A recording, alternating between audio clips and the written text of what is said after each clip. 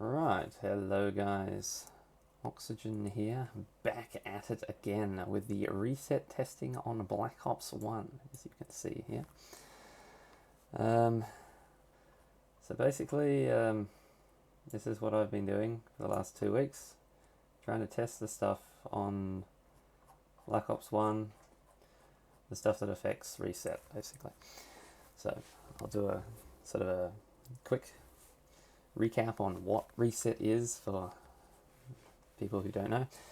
You play a game of zombies for a really long time, say 60, 70, 80 hours, most maps. You get to this point, and then your screen will turn black momentarily, and then the loading screen will pop up, and you'll be reset, as we say, back to round 1. Now, that always had some issues because it used to be later for some people, it used to be earlier for some people, and people were kind of annoyed when you got early resets because you could have, maybe beaten the record at the time if you weren't, reset early per se. So, we didn't know what was going on until sometime last year when Phoenix started looking at sort of the error that occurs on World War II when you reset, and sort of what the error that the blue player gets on Black Ops 1 co-op resets. It was something to do with snapshot entities or something like that. Anyway, so he was looking this up, and he realized that there are certain entities in the game that consistently add up over time to reach some number, and when that number is reached, you reset.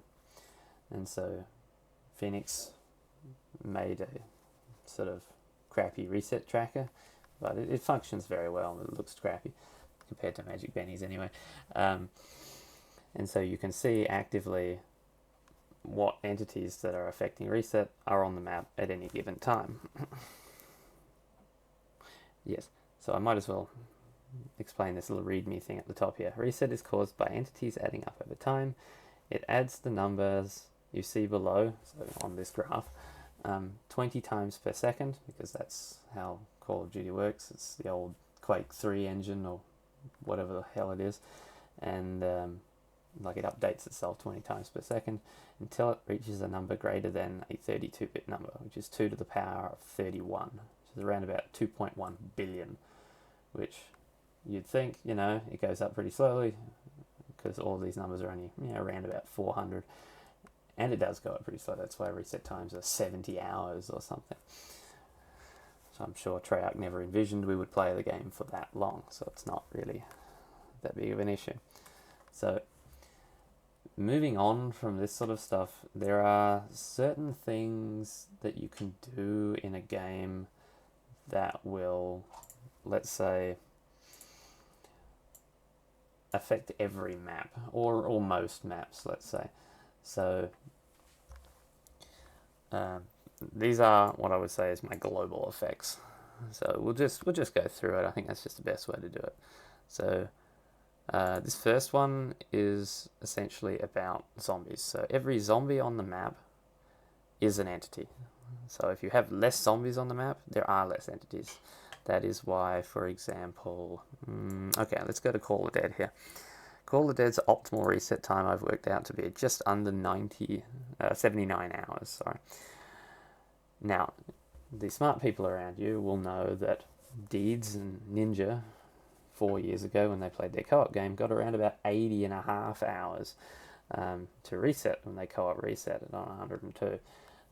The reason for that is because they spent half the game sleeping. And while you're sleeping, you hold one zombie in a window.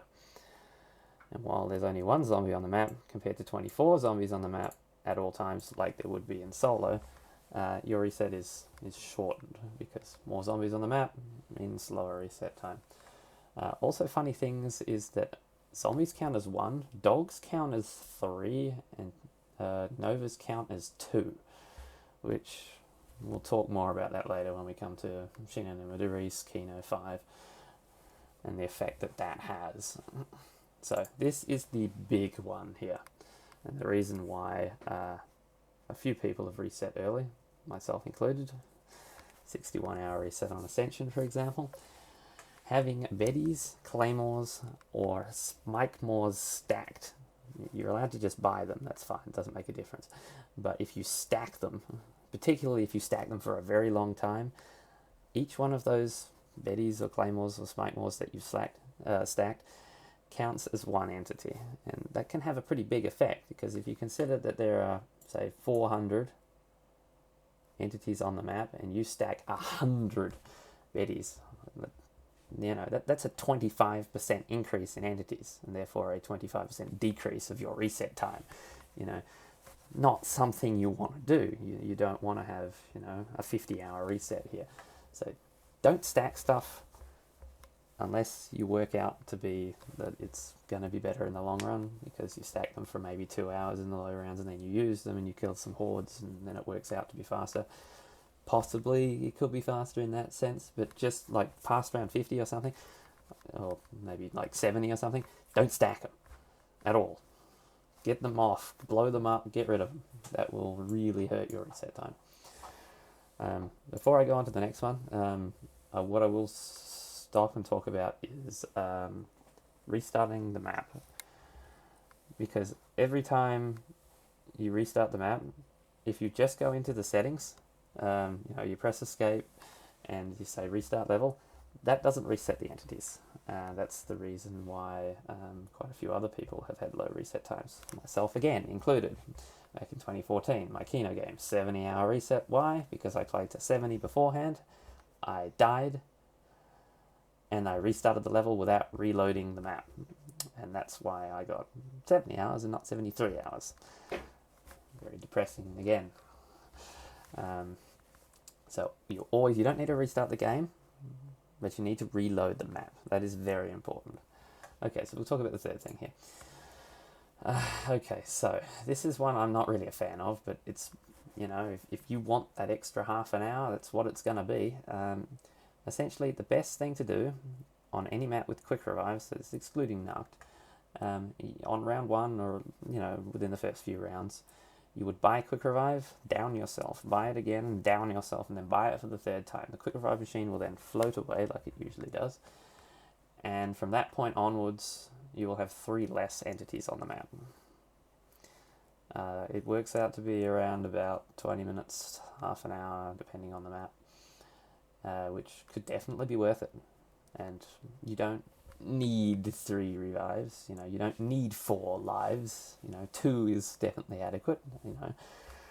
It's just going to make, if you want that extra 20 minutes, half an hour, you've got to be prepared to give it up for those, those revives.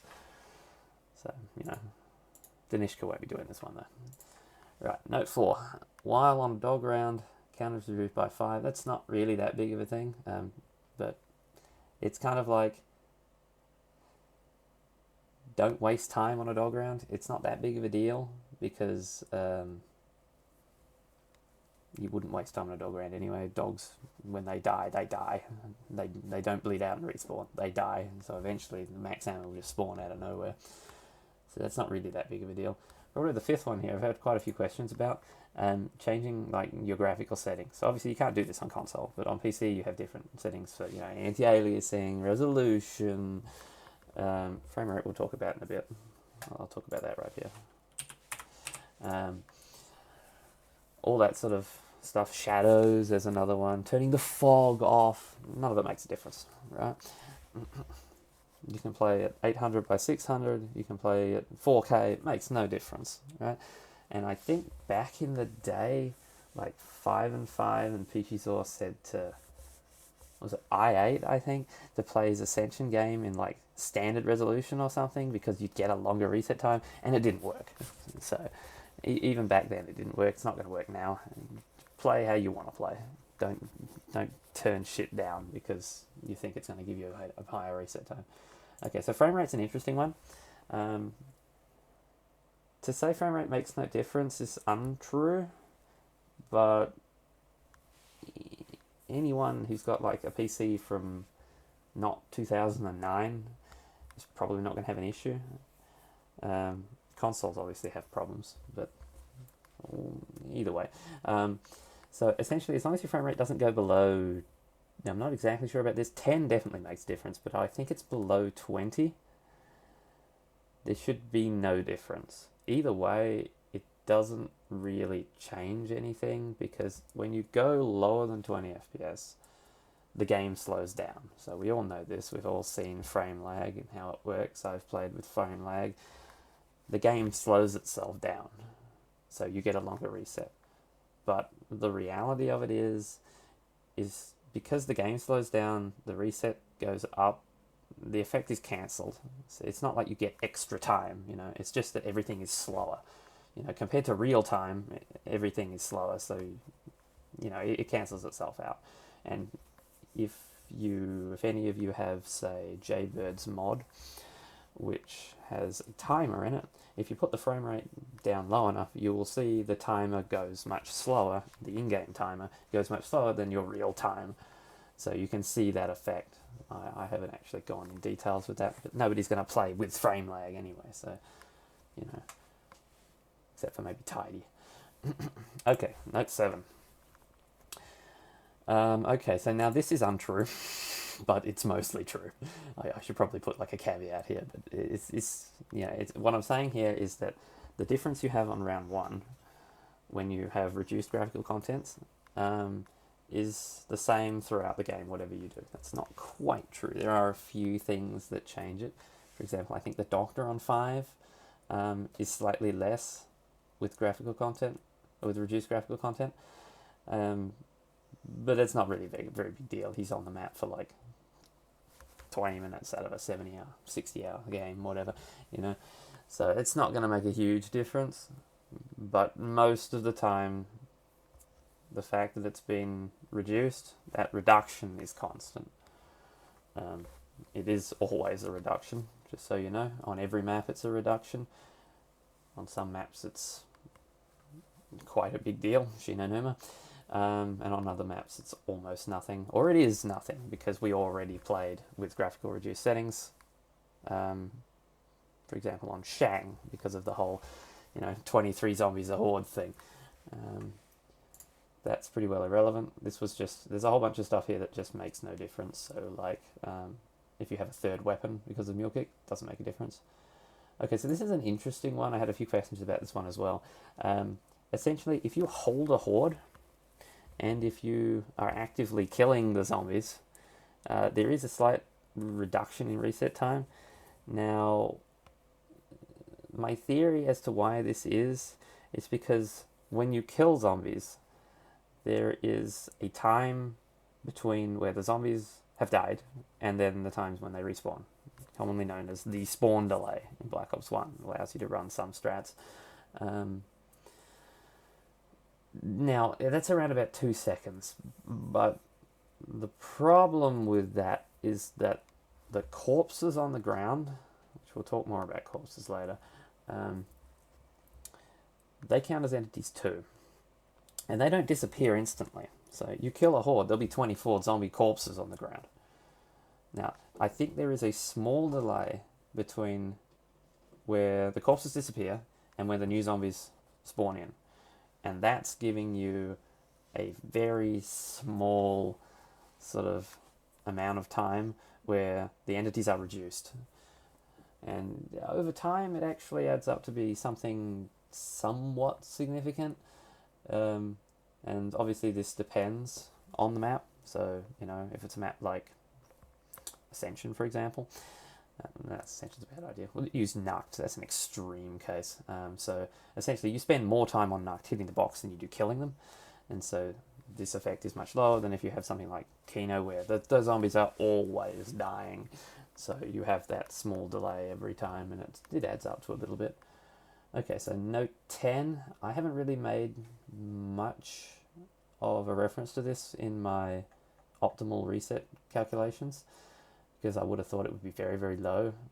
But just keep in mind that don't shoot random shit into the sky, especially if it's a Lore or a ray gun or Mustang and Sally, especially into the sky, because it takes like a good 10 seconds for those projectiles, which they are. Every projectile in the game is an entity, and it takes about 10 seconds for them to despawn. So Don't do that. All of these projectile weapons, so the ray gun, Mustang and Sally, Law, most wonder weapons as well, so even the Winter's Howl does this, while the entities are in motion. So if you're firing at a wall, it's not so bad. You fire the ray gun at the ground, it's not so bad, because you shoot it, half a second later, it hits the ground, it's gone. But if you're firing it into the sky, you're firing half across the map, don't do that. Bad idea. It's going to decrease your reset time. Yeah, I mean, if you're just shooting the thunder gun once every like 18 seconds on Ascension or something, then it's not a big deal. Just don't go stupid, don't go crazy. Okay, so the box. The box is interesting. When you hit the box, your entities increase by 1. When the weapon is sitting in the box, the entities increase by 2. So on some maps you need to hit the box, there's no way around it. Most maps you have to hit it, at least just to get the guns in the first place. So the idea here is that as soon as the weapon appears in the box, grab the weapon, because the effect of the box is doubled when the weapon is sitting in the box. But as soon as you grab the weapon, the effect disappears, the 2 go back.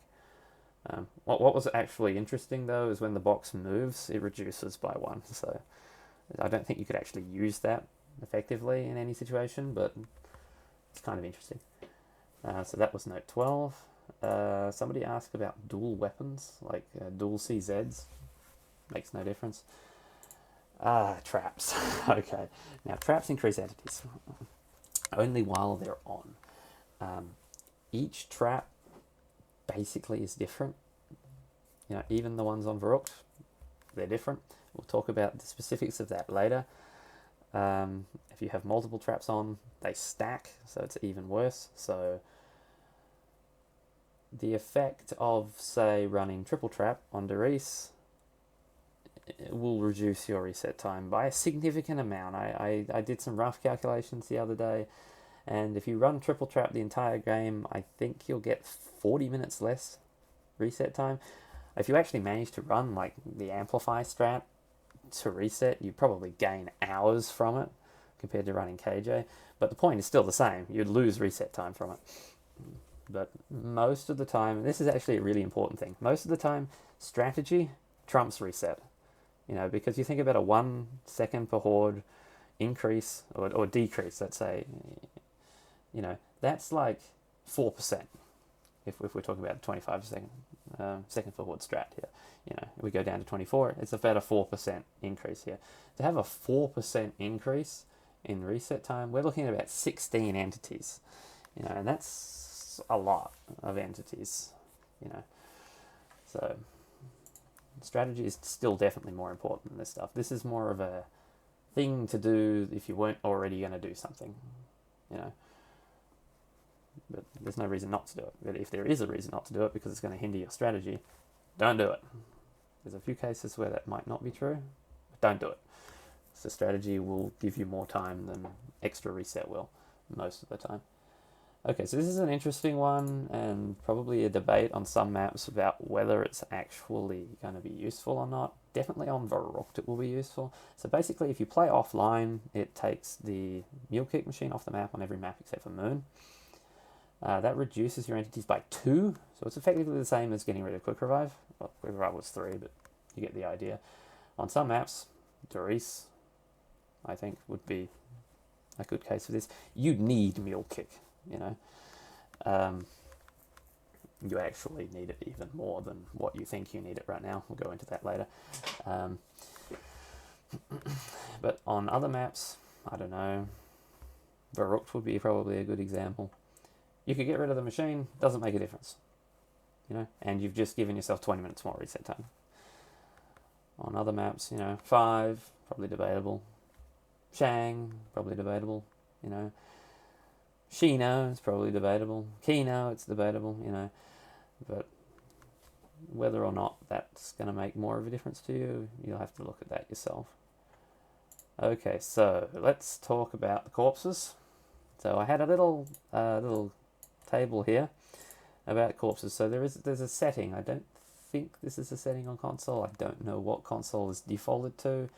It's probably not tiny though. So rip console. If it is, then it's okay, but rip console. Nobody plays on console anyway, except for Tidy.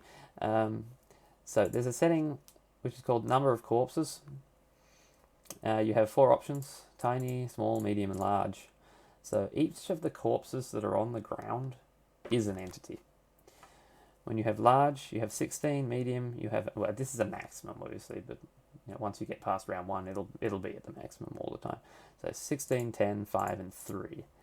The obvious thing is here, keep that setting on tiny, always on tiny. You will save, from large to tiny is a difference of 13, That's a big deal. I don't know what that is off the top of my head. It's probably like,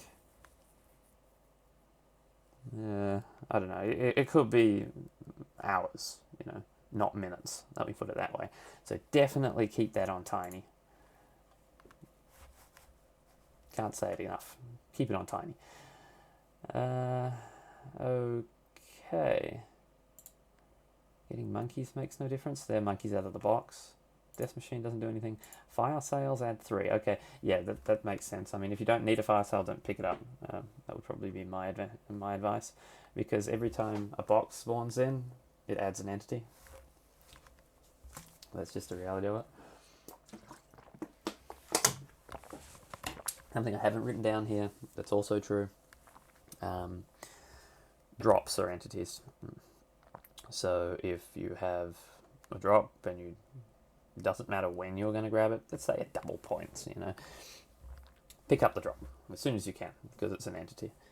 If it's a max and you want to spam a bit first, go ahead. But if you can just grab it anyway, it doesn't make a difference, then grab it as soon as possible, because once the drop is grabbed, it's no longer an entity.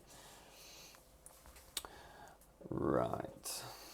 So here we will now talking about the maps in detail, because there are a whole bunch of little things on the map, as well as sort of normal things on the map that reduce reset time. I mean, a whole bunch of the stuff we always did. There's no getting around it. You have to turn the power on. You have to open doors, That's not getting away. You need to turn traps on if you want to kill the zombies on some maps. You can't get away from these problems.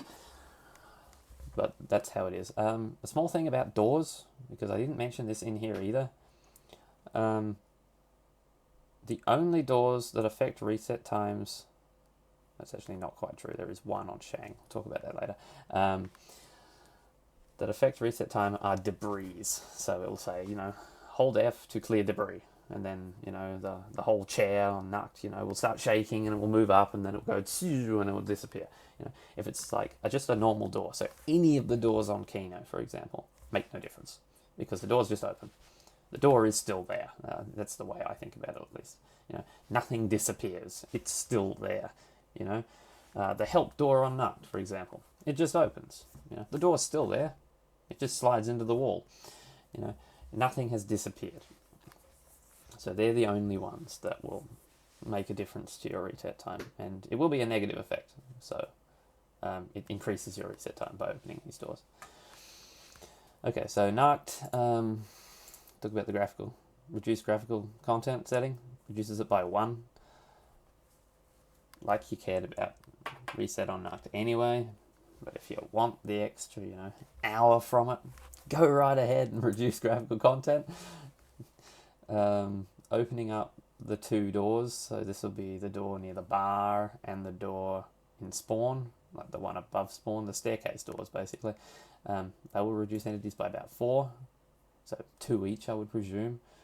The sniper cabinet did nothing. Sad face. The big thing on Nuct, if it mattered, because it's Nuct, are the barrels. So there are 29 barrels scattered around the outside of the map. If you blow each of these up, the barrel disappears, an entity is gone, and it makes actually a pretty big difference. So, 29 is, 29 and 190 is a big deal. It gives you like 20, 30 hours more reset time. Such a shame it's on Nuct. So, I mean, they're the sort of specific things on Nuct. I mean, I wrote down a couple of other notes here. So, whether barriers are on the wall or not doesn't do anything. Buying wall guns makes no difference. Like destroying, those piles of paper. I think the desk's on 5. They have piles of paper on them. You shoot them, the paper goes everywhere. I think they're in the spawn room on Kino as well. That made no difference. And moving these petrol cans made no difference either. So, yeah, you can like shoot them around and then they're on different places on other players' screens. Alright, so moving on to Verrucht. So the reduced graphical content makes quite a big difference here. So it's minus 16. That's, I think, a couple of hours. Certainly something you definitely want to do on Verrucht. No reason not to. Doors. I think the only doors that matter are the debris. So it'll be the staircase doors, so the one in the Thompson room and the one on Jugside. And the power increases by 9. You can't play with no power, it's not going to happen, so you need to do that. Okay, so when we talk about the traps, I said earlier that traps are all different, and most of them are. So the speed collar trap increases entities by 8 while on. Once it turns off, decreases again by 8. The double trap goes up by 11. So, yeah. I don't think there's much you can do about that. It's just, you have to use these traps. That's just how it is. Buying perks makes no difference. Destroying all the windows, so the glass windows, scattered around the map, made no difference. Shooting the radio made no difference. Playing the Easter egg song made no difference. Which is strange, actually, because the Easter egg song does make a difference on some maps, but on these early ones it doesn't. Right, so Shi No Numa. This is huge if anybody played Shi No Numa. Man, like, 240, honestly, you could probably do on Shino. It's ridiculous. Because people used to say, Porter is talking shit like usual, I've got the 230 on Shino Numa or some shit, With this, you could probably get 240, minus 36 from reduced graphical content. Absolutely 100% should do it. It gives you like 10 extra hours. If anybody was ever going to play Shino Numa, please turn off or turn on reduced graphics content. That's just such a big thing. So these doors here, this is actually kind of a strange one because I say with all the doors open here, except for the huts, because I've technically grouped the huts into turning on the power. The only door that actually matters is the one in spawn, the staircase, and that minus is 10. That's huge for a door, and most people don't open that door for good reason for the strats that we're running these days. But if you could find a way to change the strat around without making it more dangerous, where you could have that door open, probably would be an advantage by a significant amount. I mean, 10 in 300, is that like 3% or something? That's big. That's like 3 hours or something. That's a big thing. So, yeah. Opening the huts raises it because it's effectively turning on the power. So if you can keep some of the huts closed, if you say don't want double tap, for example, that would be an advantage. Yeah, the zipline's a weird one. If you move the zipline at least once, it will go up by 4 and it will remain plus 4 for the entire game. So it's a permanent effect. For the strats we want to run at the moment, you need to move it or else you can't drop down from the zipline because there's still a little gate there saying you need to activate the zipline first, something like that. And then there's the flogger. So these are permanent effects here. I'll talk about the dynamic effects of the traps later. But if you use the flogger at least once, it will go up by 2, and then it will stay up by 2 for the rest of the game. Right, so the notes I've got on Shi No Numa, playing the song made no difference. The electric traps add 10. Why you were going to use them, I don't know. don't use them because they're shit. If you are, just know they add 10 compared to the flogger, which actually adds 2 while on, which is the best trap in the game. You know, if you didn't already know that the flogger was the best trap in the game, it's even better in terms of reset time. It only adds 2 while on. A fun fact I tried was if you break the trap, so you turn it on, you don't wait for it to finish spinning, and then you hit the other side of the trap, and then it breaks the trap. So while it's on and broken, it actually adds 6. So if you can get away with it, don't break the trap. I don't think that's a permanent effect though. So I think the next time you hit it, it'll be back to 2, unless you break the trap in every loop of the strategy you're running, which I had a strat like that once. Wasn't very good, but I broke the trap in every loop. So that would be a bad thing to do, because that will add, I'll probably decrease it by like an hour, your reset time. So let's go on to Rhys. So things are getting a little bit more fun now. Again, another map where it's absolutely brilliant to turn on reduced graphical content. 25 minus is a big deal. It's a couple of hours again. Opening up the doors. So again, this is basically just the staircases. Yeah, just the one near the Betty's and the one top of Thompson room. You can't open the one at top of Thompson room because it will break just about every strat on the map. But if you were to open it, it does make a big deal. So they're probably -4 each, I would say. All the other doors make no difference. Turning on the power adds 9. Nothing you can do about that. Opening PAP. Yes, okay. So we now have the PAP machine and we have the teleporters. So if you open up the PAP without papping, you reduce an entity, and as soon as you PAP one weapon, you add an entity, and then that entity would be with you for the rest of the game. Doesn't matter what you do. The entity's there.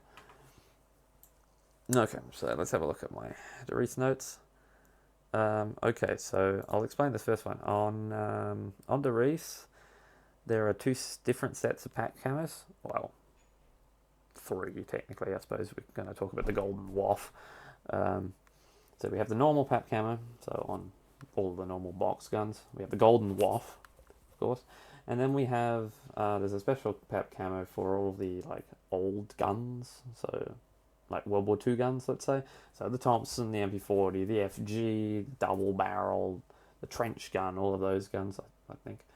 Maybe not trench gun, I'm not sure. Anyway, the old guns, they have a special pap camo, and that made no difference.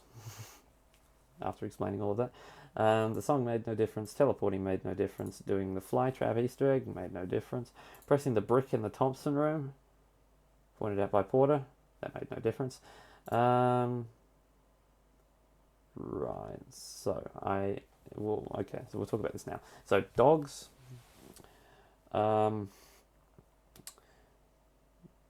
each dog on the map counts as 3 entities, whereas a zombie counts as 1.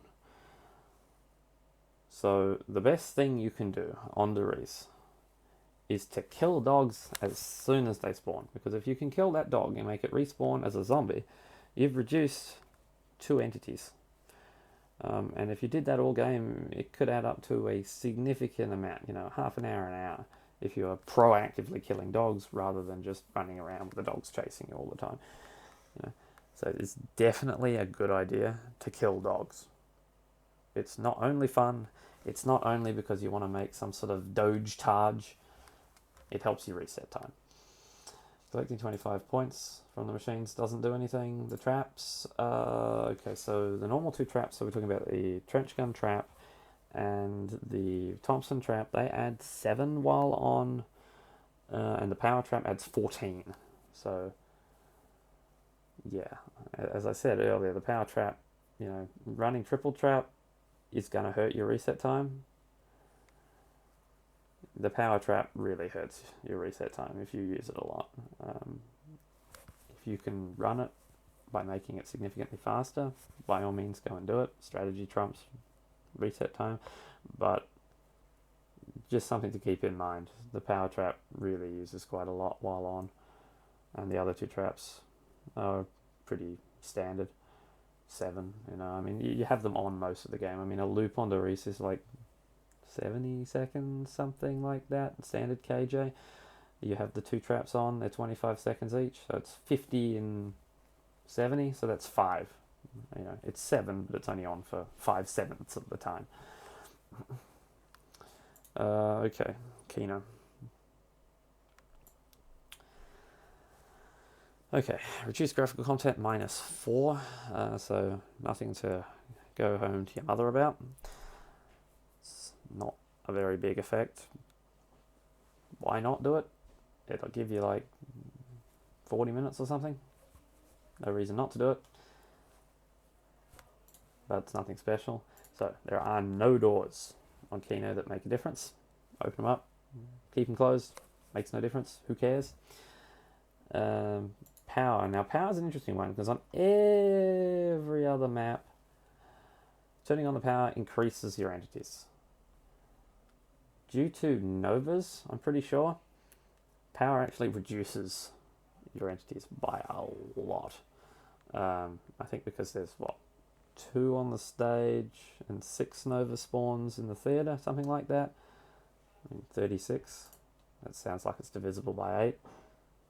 4. I mean, each of those spawns that come down is, let's say 4. So when that's broken, it minuses 4. Something like that. I don't know. This might be just bullshit. But either way, it's definitely -36. You definitely want to turn the power on Kino if that wasn't obvious enough. Okay, so other than that, if you break the MP40 novas, you're -5. This is not something that's really useful either, because speed collar is very useful and we all go and buy it, so we break those novas. The one that's more interesting, of course, is breaking the spawn novas. So if you break the spawn novas, your entities will be reduced by 5, which is, I don't know, like about an hour of reset time that you will gain by breaking the novas. So if you're thinking of doing no novas, something to consider. There are a lot more things that we'll talk about in a bit that affect no novas versus novas in terms of reset time. They end up being around about the same though. So papping, as per usual, adds 1 once you pap. The turrets include 1 when you turn them on. It goes back down after they turn off. Don't hit them. They don't do anything. There's no reason to hit them. Even on a dog run, just shoot the bloody dogs. Don't turn the bloody turret on. It's a waste of reset time. And all of the traps on Kino were 9. I think I tested. I'm not sure if I tested them all. I tested most of them. I definitely included the fire trap in that. And they were 9 while on. So technically it'd be better to play, Thundergun only or something, but that's just slower. Okay, so Kino. Teleporting does nothing. The film reels do nothing. That kind of disappointed me. I really thought they would do something, but no, they don't. The traps we talked about. Okay, so novas. Okay, so earlier we talked about how dogs are more entities than zombies. Novas are also more entities than zombies. They're 2 compared to 1. So every nova you have on the map increases your entities more than an equivalent zombie. This is somewhat interesting when we look at no novas versus novas, because if you have a novas game, I think it's around about 40 to 45% of the zombies that spawn in will be novas. Whereas if you're playing no novas, that number is going to be significantly less. I think it's about 20% or something, or maybe no, it was like 15%. I worked it out earlier. I think it was around about 15-14% or something like that. It is significantly less, and so there is a difference there of 5, 6, 7 entities, just because there's less novas on the map for the entirety of the game, which that completely balances out the 5 up here from breaking the nova spawns. So in terms of reset, there's really no advantage from playing novas versus no novas.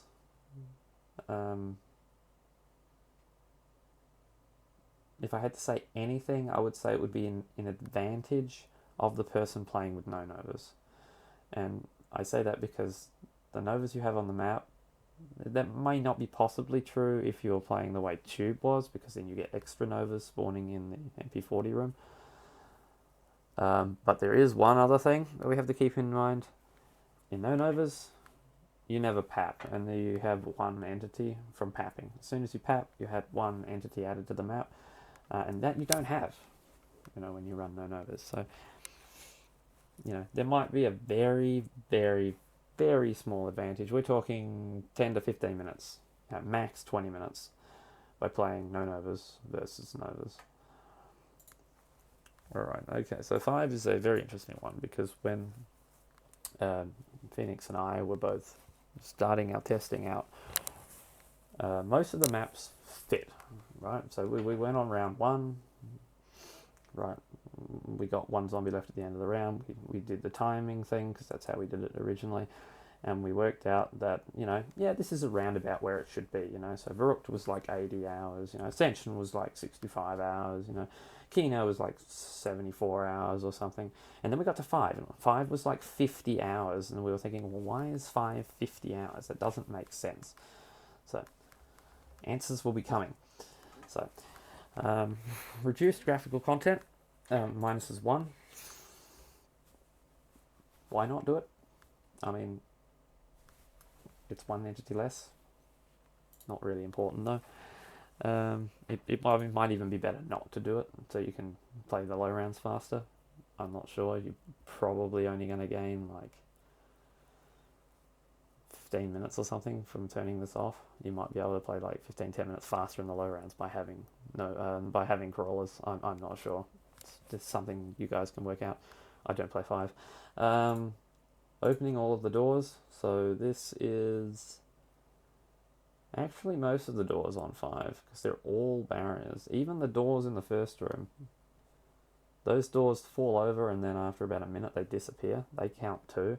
The elevator is a barrier. Downstairs in the war room, barrier. Downstairs, I don't think the doors downstairs do anything. Yeah, I don't think the doors downstairs, like all the way in the labs, they don't do anything. Well, all the other ones are debris. Open them up. There's no reason not to do it. Open them up. Makes a big difference. So minus 25 from opening all of those debris. Turning on the power adds 4.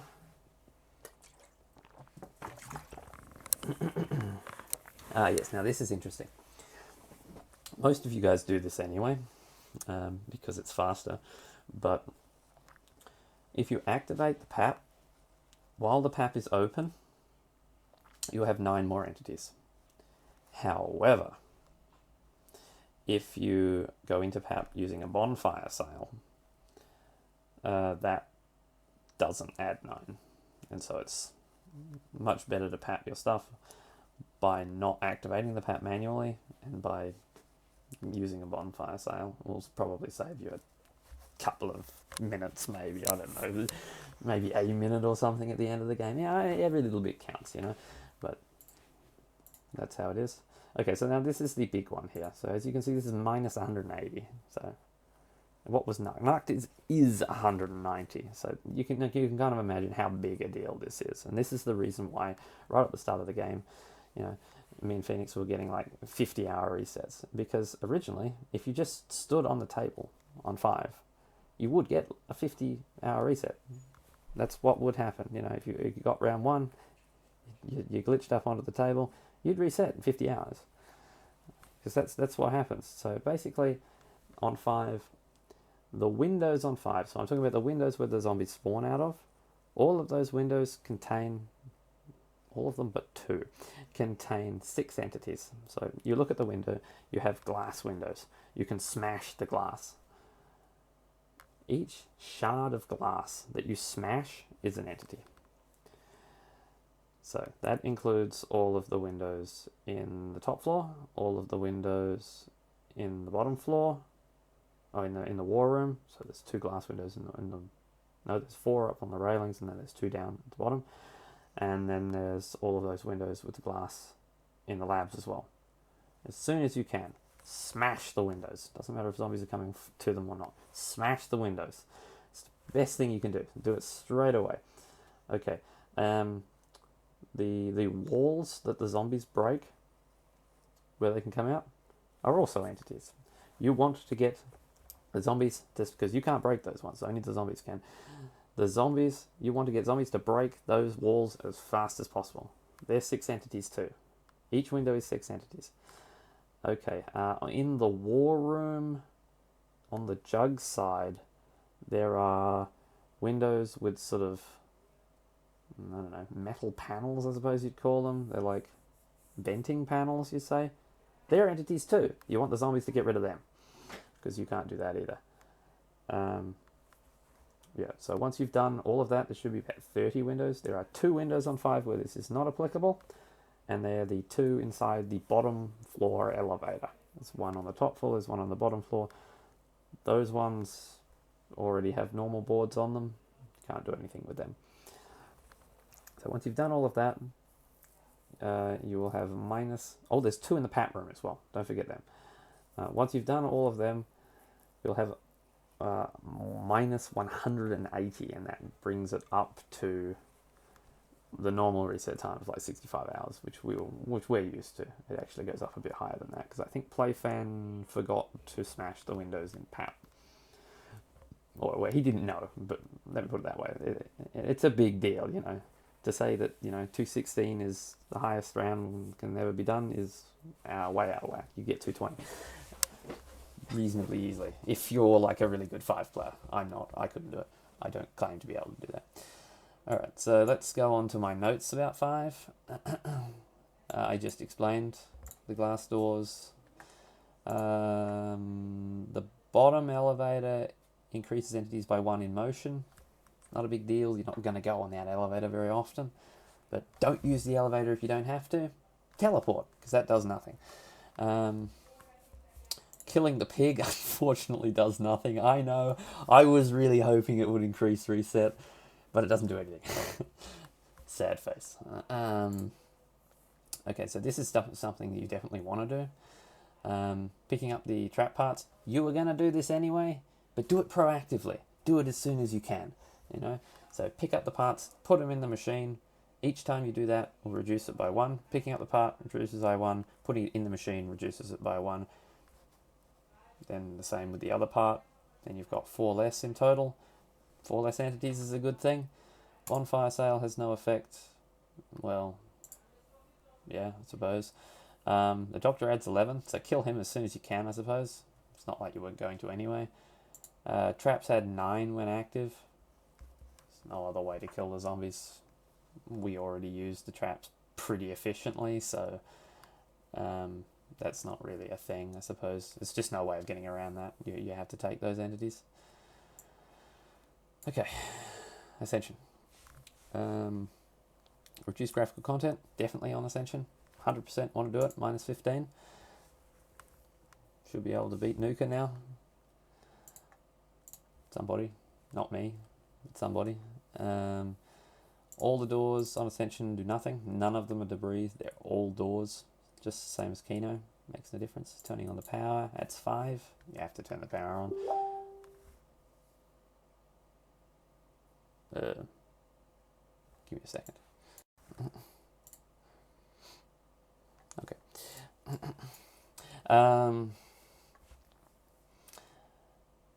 Where was I? Okay, opening the PAP. So I've got opening the PAP here is minus 4. It's not quite that simple. I think what actually happens is moving a lander, because you move the landers to open PAP.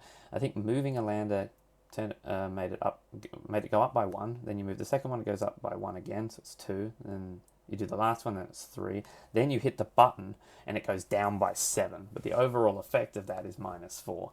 So I think that's what happened, but I can't quite remember. The overall effect is minus 4 though. Backing a gun, just like usual, plus 1. What my notes are here. For Ascension, fueling the landers adds 1. Yeah, I just said that. Exploding the fire extinguishers does nothing. The fire traps are actually pretty good. They're almost as good as the flogger. They add 3 while active. Nobody plays with traps anymore though, so you know why use traps when you could shoot the thunder gun. Oh yeah, this is some little interesting things. Dolls add 7 while exploding, so it's not very long. It's only a couple of seconds while they're bouncing around and going boom, boom, boom, boom, boom. But you know, if you've got them and you're not going to use them to kill zombies because it's like past round 80 or something, don't throw them because it's just a waste of entities. Gersh adds 2, pretty good. Same thing though. Don't throw them if you don't need to. It's a waste of entities. It's exactly the same what I said earlier about shooting laws into the sky, you know. It's just a waste of entities. Doing the first step of the Easter egg. So that's throwing a Gersh at that like power thing near PhD. Doesn't do anything. Alright, let's talk about Call of the Dead.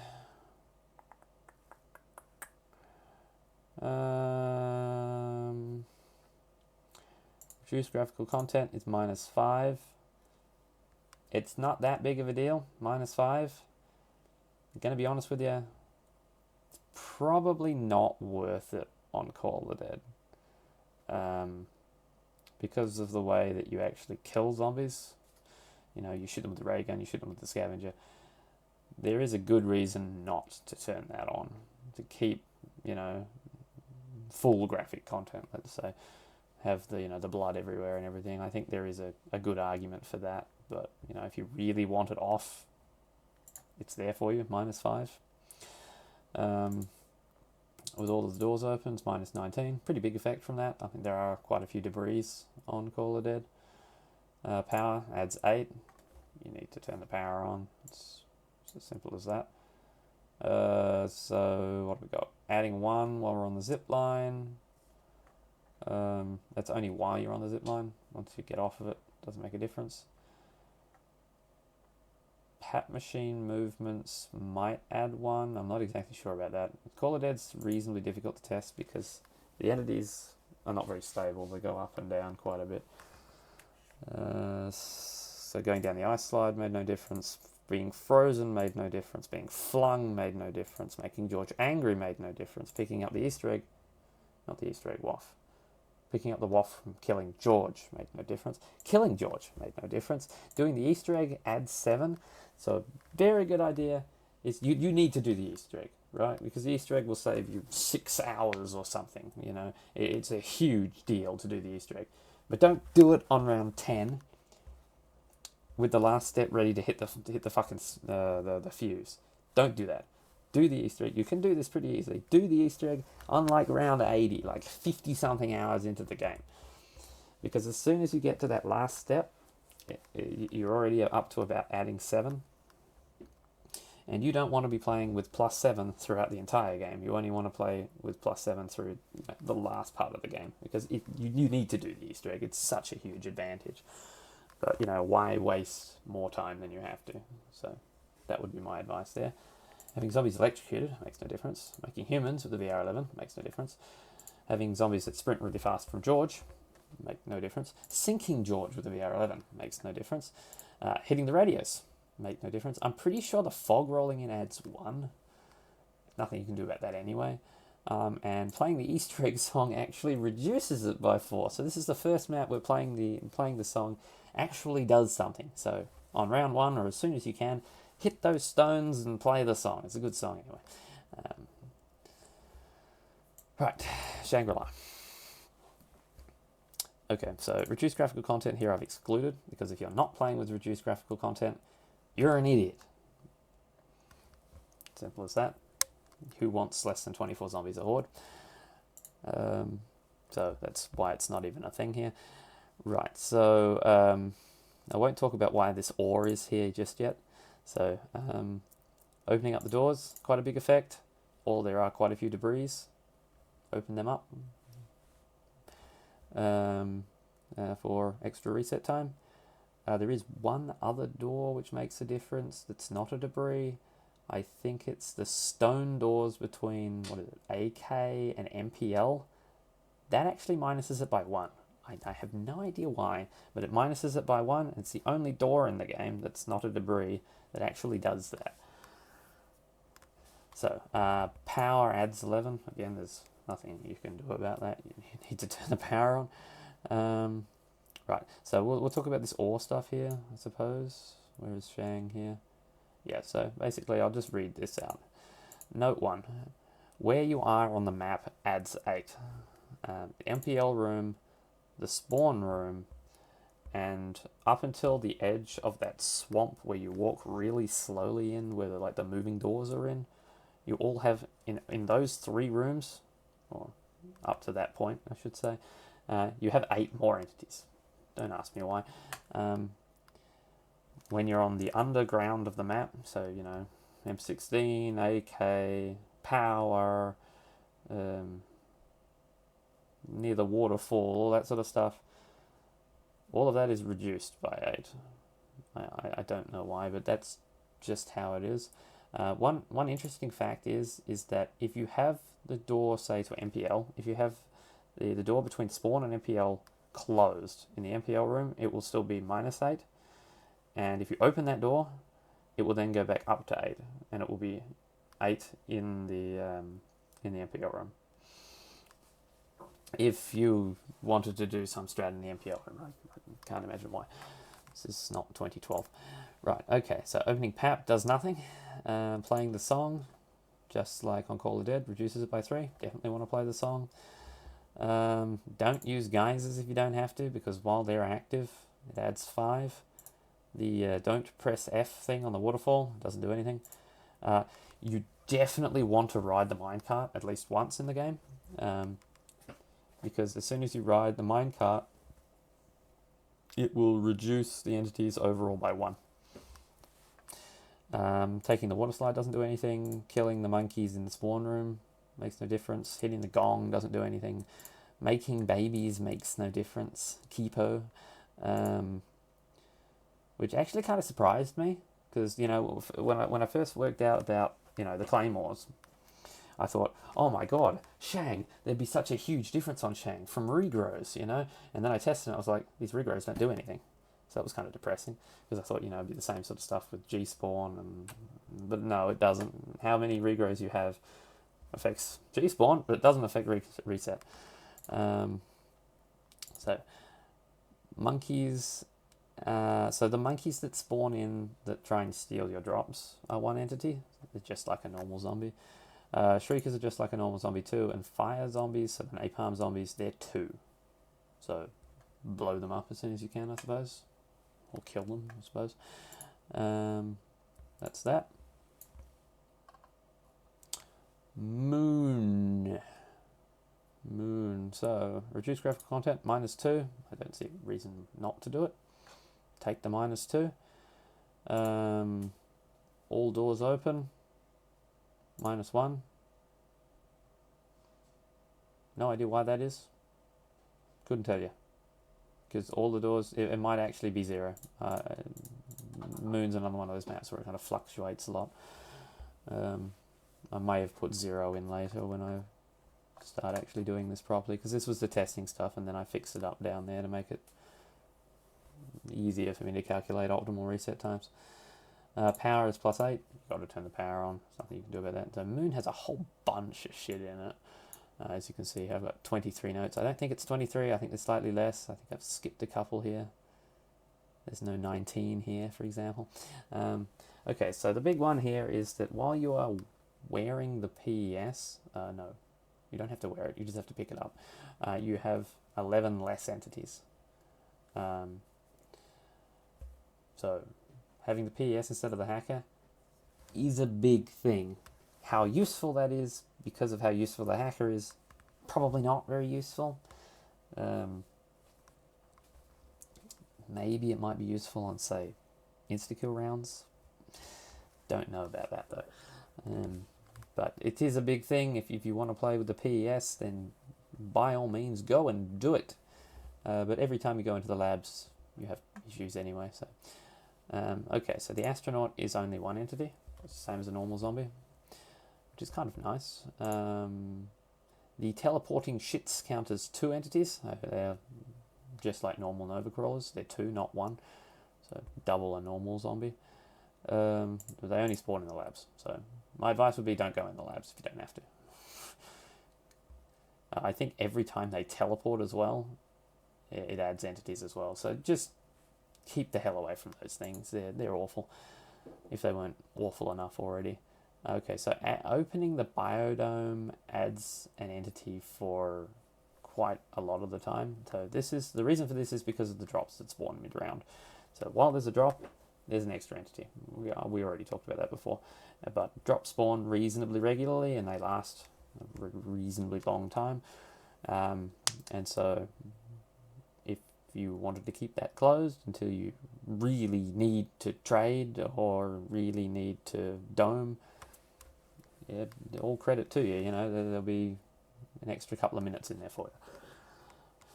So this is what I was talking about before with the hacker. The hacker adds 10 compared to the PES. So as long as you pick up one of them, it will go down. If you had nothing and you managed to pick up the hacker without dying somehow, I mean, if you managed to get to the labs without dying before picking up a PES and turning the power on, then technically it would go down by 1. It'll never happen though, because you can't get to the power switch without dying. But yes, theoretically. Just like the last 2 maps, playing the song lowers it by 3. Definitely want to play the song. Doing Simon Says does nothing. So essentially doing the Easter egg is bad. There's no advantage to doing it from a strategy perspective, and it just adds entities. So you don't want to do the Easter egg. You can do Simon Says, it doesn't do anything, but it's a waste of time. Excavators moving and being breached reduce 1. So if you wanted to have the biodome breached, all credit to you. You get a longer reset time by a very small amount. Excavator Pi, on the other hand, actually counts as 2 entities being reduced. So what we've always been doing, trapping the astronaut inside Excavator Pi, great idea. No reason not to do it. It's good for reset time. However, unlike with, say, Omicron and the Biodome one, don't hack Pi back. You shouldn't anyway, because the astronaut's trapped in there. But just don't do it, because then it will add 3 entities. So effectively 5, because it will add the 2 that you already had back from the excavator going back, and then it will add 3 more, and that's because of the Easter egg, the little egg thing spawns in, and you don't want that on the map because that's more entities.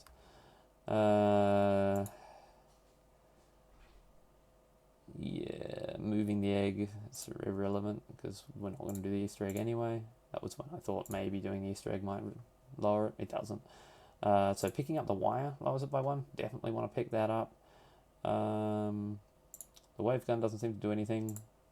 That's more Easter egg stuff. Picking up the first audio reel reduces it by 1. You definitely want to do that. Do not put the audio reel in the machine. That will then go up by 1, and then it will spawn a new one on the map, which will cause it go up by 1 again, so you've effectively then got 1 extra. You then go pick that up, you're back to 0. You put that in the machine, it then gets rid of that, and then adds another one. So then you're effectively at +2. You pick the third one up, you're effectively at +1. You don't want to do that. Just pick up the first one. You're then winning, right? You got -1. That's what you want. You don't do anything else. QEDs don't seem to do much noticeable, like permanent stuff. You throw one and laws go flying everywhere. That's obviously bad. You don't want that. That increases entities while the laws are flying. But anything permanent, they don't seem to do anything. I just wouldn't throw QEDs randomly. It's kind of like throwing dolls on Ascension. Why do it? It's just a waste of entities. Jumping on the pads in Biodome doesn't do anything. The plates in No Man's Land, you don't want to gersh them. You don't want to throw nades at them. Just leave them how they are, because that will increase an entity. Don't do that. Teleporting back to Earth doesn't do anything. I haven't found a situation where hacking did anything, except of course for the excavators. And blowing up the windows in spawn or in the labs didn't seem to do anything. So, the Easter egg, maybe if you get to the end of the Easter egg in co-op, it might do some stuff. And obviously, all of this stuff is only for solo. I'm sure a lot of it is still relevant in co-op, but there's a few little co-op things that are special that can only be done in co-op. So yeah. We've talked about this. This was me proving earlier that dogs make a difference. So this is when I was on Rhys. I was looking at what happened when I had a full horde of zombies, and then a couple of dogs, and full horde of zombies, and then a few less zombies, and even more dogs. And you can see that the entities go up with the dogs. So basically, at this point, what it is, I tried to make this graph here, which I did, which is approximate optimal reset time. So it's not perfect. There will always be things that change this. Just shooting random ray guns at the ground will affect it and stuff like that. But effectively, you can get somewhat of an idea on hello. Yeah, we're leaving. Alright, and I am back after being rudely interrupted by my wife's birthday dinner.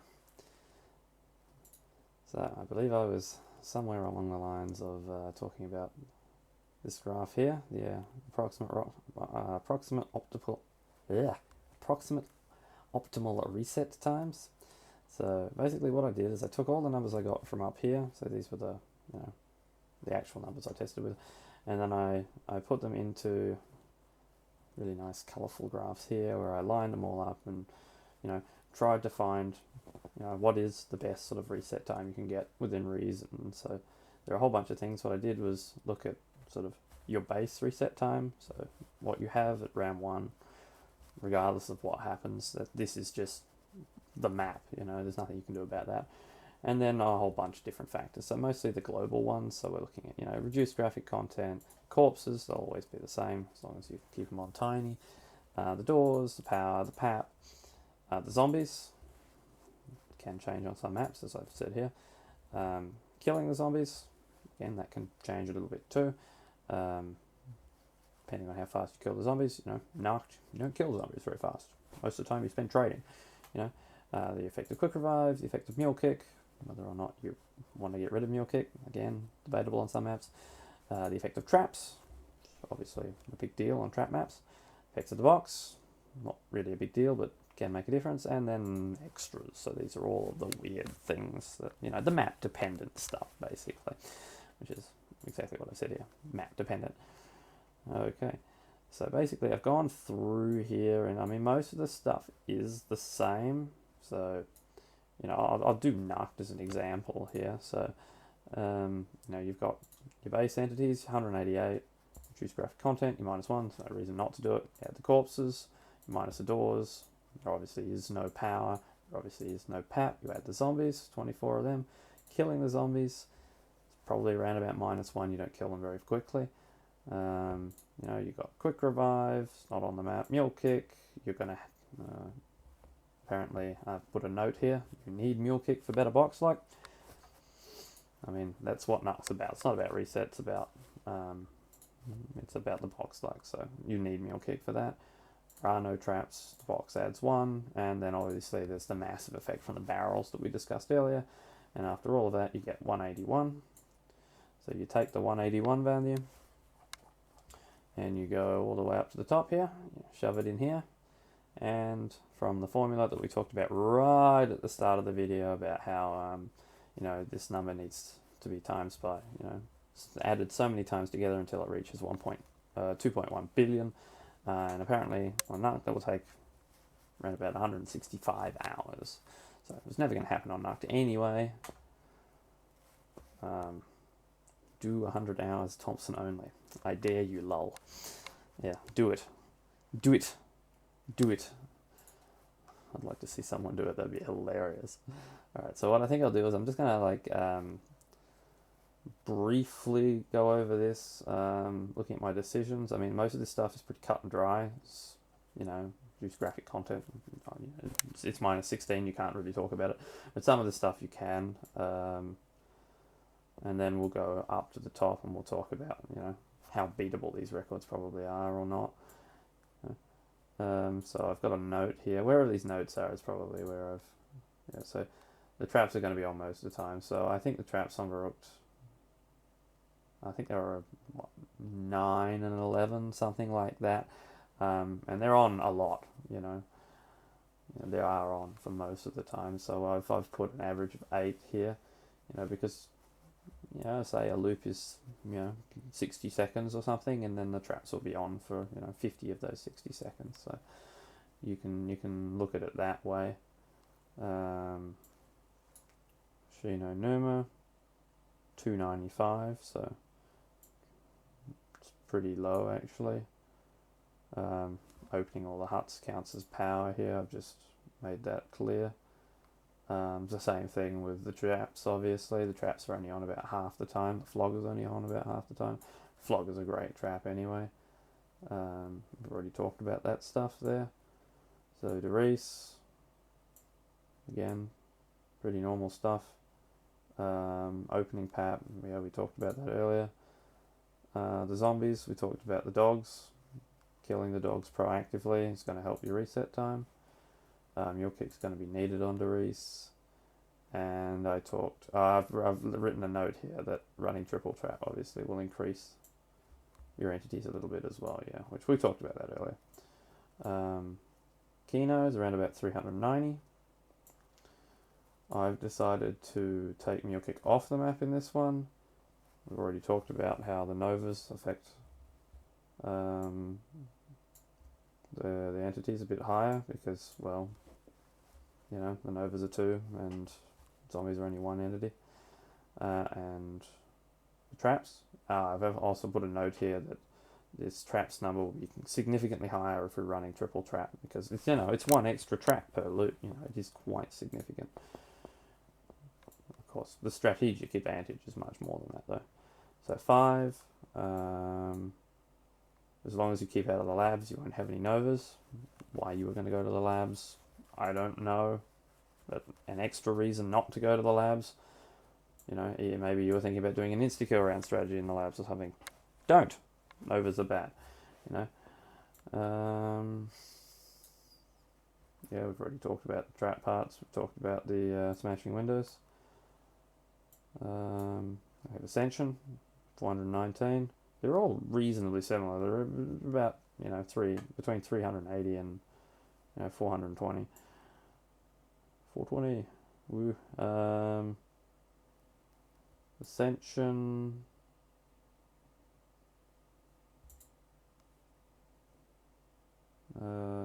Mule Kit you probably need on Ascension. Pap. I've just put papping and opening pap together there. Nobody uses traps, so I've put that to 0. Everybody runs Thundergun only on Ascension these days. So Call the Dead, I've not decided. So I suppose Call the Dead's one of those ones where, it's probably debatable if you want to use the reduced graphic content or not, depending on, the headless zombies do die faster and you don't get them and you don't get crawlers either, which is, it's probably debatable. You probably do want them. The -5 is probably not worth it. You probably need Mule Kick on Call of Dead. It's a box map. It's not a reset map. It's getting pretty close to reset, but it's not quite there. And the Easter egg. So you want to do the Easter egg really late in the game. We already talked about that as well. Shangri-La. Base entities is with reduced graphic content because 23 zombies per horde. We don't want that. Mule Kit you probably want 2 on this map. We talked about earlier, keep off the top floor of the map. I've only put 1 in here, so I'm assuming you spend about 12% of your time on the top floor of the map, which it's probably still a little too high. I mean, you do need to trade Shang, so. And then there's Moon, so never hack Pi. Okay, so with all of these numbers, which are still somewhat estimates, but I think they're reasonably accurate, we can look in here and we can see that what their reset times actually are. So Nacht, 164 hours. We knew it was pretty high. We didn't know exactly how high it was. I think some people did the test ages ago, one of those Spanish players, and they got 140 something. So it seems about right with what we can do here. I mean, nobody's actually going to do 100 hours, so 100 hours Thompson, so it's never going to happen, but, you know, that's the thing. So Varrocked here, mainly due to the reduced graphic content, you can get a significant, you know, difference here. This is what, a good almost 6 hours extra, you know, 5.5 hours extra here, which, I mean, if Rook 200 wasn't already possible, it looks like it could be made reasonably easily here. You know, you wouldn't even have to run Black Ops Strat the entire game. You could probably get 200. Then there's Shino Numa, which, if it wasn't like already, if you couldn't already beat Adopted by like 25 rounds, you can beat him by a lot more now. I don't know if anyone's going to do it, but 101 hour reset. Crazy stuff. So, I mean, that's just, yeah, actually crazy. And then there's Rhys, of course, extra 6 hours there. Rhys to me has always been one of those maps where, you know, you want to play fast. You do. You really do want to play fast. But you're probably going to die. If you just play, you know, slow, well, not stupidly slow, but slower than you probably could, you're going to get to reset then. And I think that's probably where Rhys is right now. I mean, you could probably run I'm not going to say slow, I'm going to say, you know, basic KJ with no bullshit, and you could get the record pretty easily. 230 should be pretty easy to get. I mean, 230 was pretty easy to get beforehand. But with a almost 79 hour reset here, yeah, that's maybe like 235 would be not a problem, you know. And then if you actually played fast, maybe even 240 could be possible. Then there's Kino. Kino's one of the ones that really hasn't made that big of a difference. I mean, it looks big here because, you know, Tube reset at 71 hours, but there have been people who have reset 74 hours before. I think Philip back in the day, he reset with about 74 hours. Actually, me and Simone in co-op reset at almost 74 hours as well. So that's not that big, really. Kino's probably one of the ones that isn't as big as all the other ones. It's not that big of a deal. But, I mean, extra, you know, 3 or 4 hours, still pretty good, you know. I mean, I'll take it. 5's a huge one, right? So all of that shit that Flayfan was saying about, you know, 216 is, you know, the limit, the max. It's impossible to beat. Yeah, it's total bullshit. Looks like you could probably get like 225 or something on it now. Maybe not quite. 220 for sure, though. I mean, that's an extra 7 hours.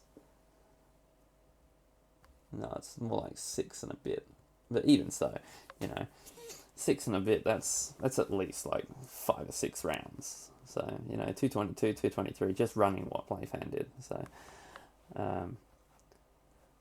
that's a significant jump. I mean, if anyone who's good at 5 wants to play it, you know, record's there for you. Ascension, well,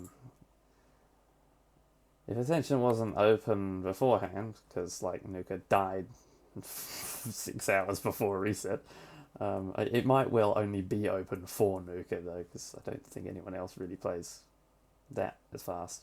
I know some people have. I think Damon's played a few really fast games as well, but yeah, consider that the record is 221 and there's an 11-hour difference between a potential reset and Nuka's death. That's a big thing, you know. Imagine like 230 plus on Ascension. Like, imagine somebody told you could get 230 plus on Ascension like 3 years ago, when everybody was resetting at like 212. That would be quite a big deal. Call It Dead's an interesting one, because you know 79 hours predicted, when you know there's been resets, as I said before right at the start of the video. You know, there's been resets higher than this, for co-op reasons. it actually kind of makes me feel a lot better because, you know, I must have been really close to reset because I had claymores stacked. I didn't open up all of the doors. I didn't do everything I could have done in my game to prevent reset because I didn't know, obviously, back then. But I must have been really close to resetting. It's a shame I crashed because I really wanted to play till reset.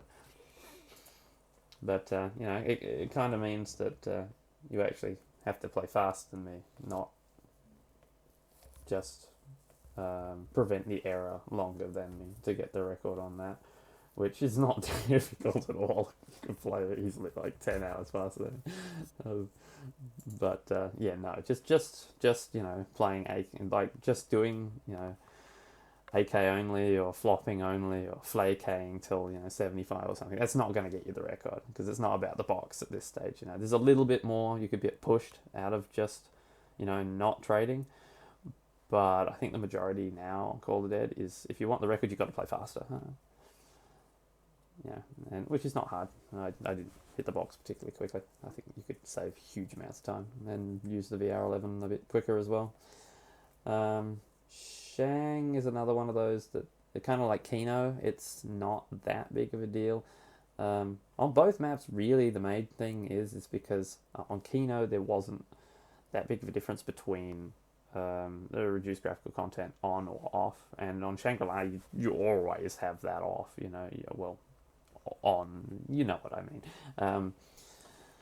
Because of the whole, you know, 23 zombies per horde thing. There's still a couple of things you can do, a couple of surprising things you can do, like that minecart absolutely flabbergasted me.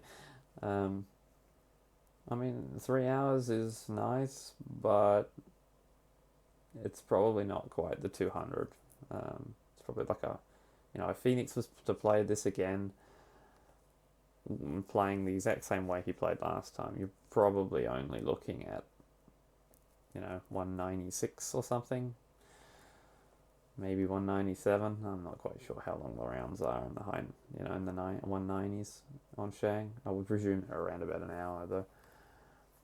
I think, did someone say they're like 70 minutes? I'm not quite sure.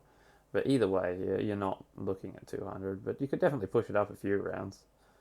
And I mean, it's always nice to be able to play these games now and not have to worry about, you know, am I going to get the dreaded early reset? Because if you do, it's your own fucking fault, you know. And then there's Moon. So, I mean, 78 hours is actually not that surprising. I think Phoenix got pretty close to that in one of his glitched games back in the day. So, I don't think that's hugely out of question. Even so, you know, there's a big difference between the time when Phoenix errored on 71 and the potential reset time could have. So, um, even so, you'd have to play really well to beat Phoenix's game because I think he was pretty proactive with how he was playing it actually. And so that pretty well rounds this video up, I think. So, I mean, the basic takeaway from the video is that, you know, if you don't play like an idiot and you do all the stuff that I said in here, you really should be able to get, like, maybe not. I was going to say you could be able to get any record you want, really, except for, like, Narc, let's say. So it's not to do with reset time. But that's probably not quite true. So if you're already confident enough or competent enough that you can already get a world record on Black Ops 1, you know, in the past, and let's say, you know, or you have a record right now, I would say with reasonable certainty that you could start up a map that you have a lot of experience on already. Perhaps you don't have the record, but you have, you know, within 10 rounds of the record right now anyway. You could probably start up a map like that right now and you could get the record. It doesn't mean that it'd be a strong record and people wouldn't be able to beat you, but you'd be able to beat it, you know, because I feel like now is a time where all of the records have just become really open. like ones that weren't particularly open before have just become even more open. I mean, I suppose you could argue that that were already pretty open, but some of these are just ridiculously open now. You know, the Rhys, for example. If you don't die and you just run KJ, you'll get the record by a significant margin. You know, or even Ascension. You know, you don't have to do anything special on Ascension, and you could get past 221. That's the reality of it. So let's see if I can see someone on Twitch get past around 50 for once. That would be great. So I think that's where I'll end this video then. If you enjoyed, I was going to say leave a like, but I don't really give a shit. You got any more questions? Put them in the comments. I'll try and answer them. If anything else to add to this, if you find anything else out, put it in the comments. I'll try it, and I might add it to this if I'm feeling motivated enough. And yeah, that'd probably be about it for now. See you guys.